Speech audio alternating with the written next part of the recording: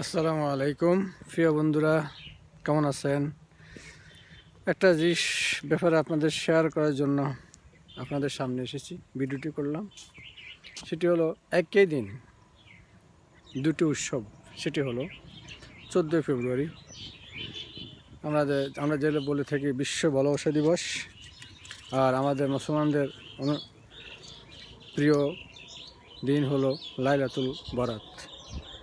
মাহে রমজানের প্রস্তুতির আগে যে রাত্রিতে ইবাদত করার জন্য রাসূলুল্লাহ সাল্লাল্লাহু আলাইহি ওয়াসাল্লাম বলেছেন, আল্লাহ পাক আমাদেরকে সেই সুযোগটা করে দিয়েছেন, সেই রাত শবে বরাত।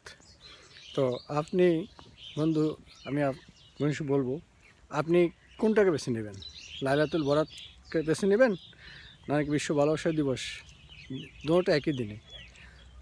তবে আমরা মুসলমান হিসেবে বলবো লাইলাতুল বরাত রাত্রিটা আমি বেছে নেই। লাইলাতুল বরাত রাত্রি আমাদের মর্যাদাপূর্ণ রাত্রি, মুসলমান হিসেবে আমাদের এটা বেছে নেওয়া উচিত। আর যেটা আমরা বিশ্ব ভালোবাসা বলি বা বিশ্ব বেহায়া দিবস বলি, সেটাকে আমরা প্রত্যাখ্যান করি। আসুন আমরা ইসলামকে জানি, ইসলামের পথে চলি, নিজেদেরকে চলার পথে যেন চেষ্টা করি। এই প্রত্যাশা রেখে বিদায় নিচ্ছি। আসসালামু আলাইকুম।